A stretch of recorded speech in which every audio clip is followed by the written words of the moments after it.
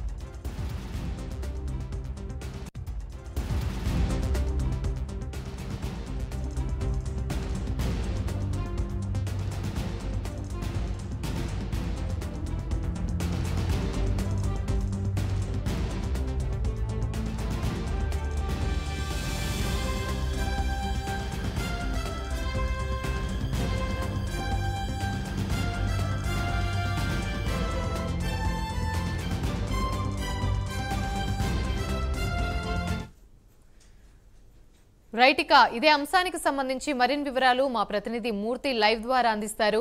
శ్రీరామూర్తి, చెప్పండి, ఆలయానికి పరిరక్షకులుగా ఉండాల్సిన పెద్దలే అవినీతికి అండగా మారారు. ఈ అంశానికి సంబంధించి పూర్తి అప్డేట్స్ ఏంటి?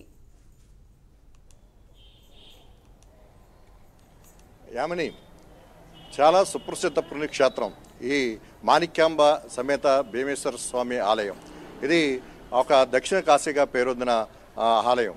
ఇక్కడ అనేక వేల మంది భక్తులు ప్రతిరోజు కూడా అనేక రాష్ట్రాల నుంచి ఇక్కడికి ప్రత్యేకించి వస్తారు. ఇది పంచారామంలో ఒక ముఖ్యమైన రామం, అలాగే శక్తిపీఠంలో కూడా ఒక పీఠం. అలాంటి ఈ ద్రాక్షారామం ఆలయాన్ని దర్శించుకోవడానికి ఎక్కడెక్కడి నుంచో భక్తులు వేలాదిగా తరలి వస్తూ ఉంటారు. అయితే ఇక్కడ భక్తులకి సౌకర్యాలు కల్పించడంలో కానీ ఇతర విషయాల్లో కానీ ఇక్కడ అధికారులు దృష్టి మళ్లించిన పరిస్థితి ఎప్పుడు కనబడదు. అయితే వచ్చిన ఆదాయాన్ని ఎలా బుక్ చేయాలన్న అంశాల్లో అయితే చాలా ఇదిగా ఉంటున్నారు ఇక్కడ దేవాదాయ శాఖ అధికారులు అని చెప్పేసి ఇక్కడ స్థానికులు, ఇక్కడ భక్తులు కూడా ఆరోపిస్తున్న పరిస్థితి.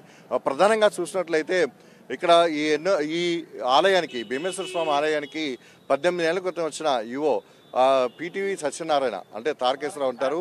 ఆయన ఇక్కడ చూసే ఒక్కొక్కటి అవినీతి అక్రమాలను చూస్తే చాలా శాంతాడంతా ఉన్నాయని చెప్పేసి కూడా ఇక్కడ ఆరోపిస్తున్నారు. దీని మీద ఆల్రెడీ ఎండోమెంట్ కమిషనర్కి, దేవాదాయ శాఖ కమిషనర్కి ఆ స్థానికులు ఒక్కొక్కటి ఆధారాలతోటి కూడా ఫిర్యాదు చేసిన పరిస్థితి ఉంది. దాదాపు 25 అంశాల మీద, అంటే ఆ నిధులు ఖర్చు పెట్టకుండా దాతలు ఇచ్చిన అలంకరణలు కానీ ఇది కానీ చేసిన ఆ నిధుల్ని మళ్ళీ దేవాదాయ అకౌంట్లో డ్రా చేశారని, లేకపోతే నిధులు సక్రంగా సద్వినియోగం చేయకుండా దుర్వినియోగం చేశారని ఇట్లాగా చాలా ఆరోపణలు ఉన్నాయి. అయితే రథం ఒకటి నిర్మాణం జరిగింది కొత్తగా, ఆ రథం నిర్మాణంలో కూడా పెద్ద ఎత్తున అవినీతికి పాల్పడ్డారని కూడా ఆరోపణలు వచ్చాయి. అయితే ఈ అన్నిటి మీద ఇక్కడ స్థానికులు పెట్టిన ఏదైతే ఫిర్యాదులు ఉన్నాయో దాని మీద ఇప్పుడు విచారణ కమిటీ, విజిలెన్స్ కమిటీ విచారణ చేస్తుంది.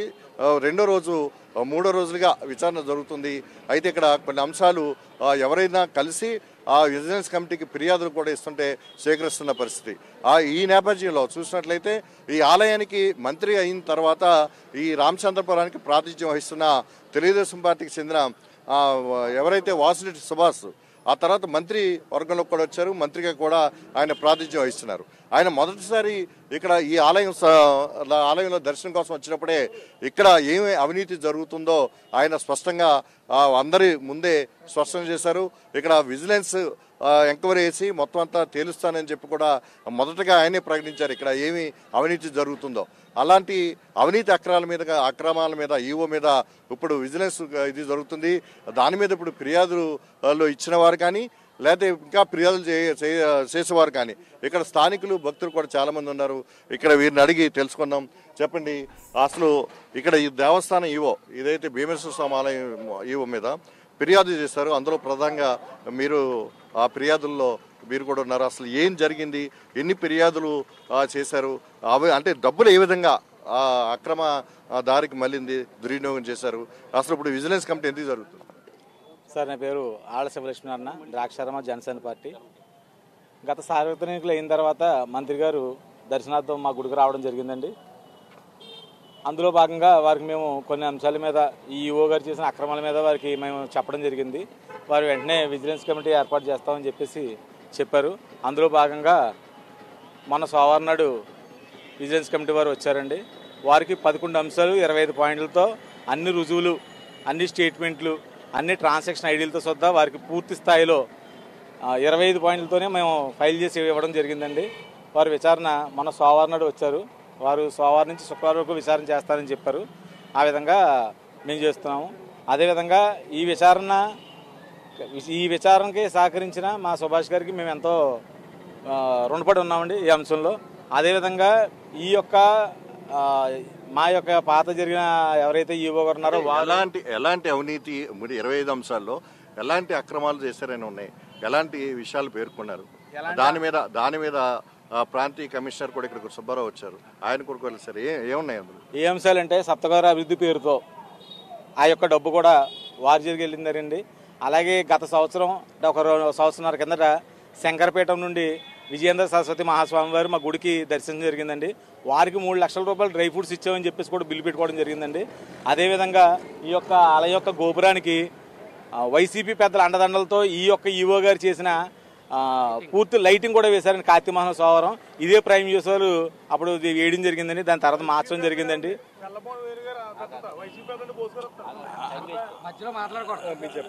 ఆ విధంగా జరిగిందండి. అదేవిధంగా అందులోనే కాదండి, మనం గతంలో ఒక గట్టి రథం ఉండేదండి. ఆ గట్టి రథం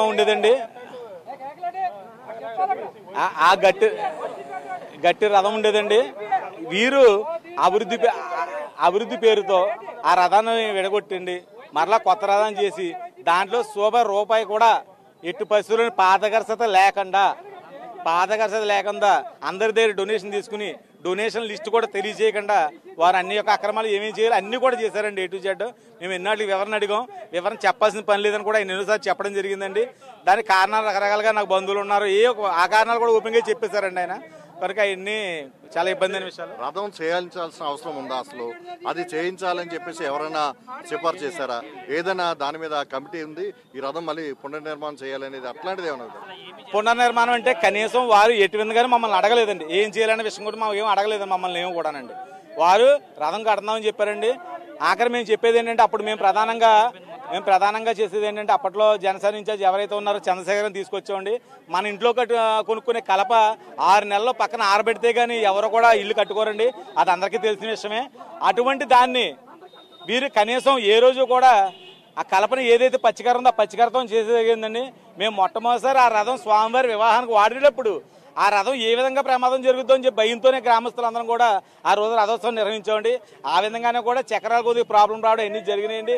అయినా సరే రకరకాల సమస్యలు జరిగినాయండి. మీరు అందరూ అది విషయం.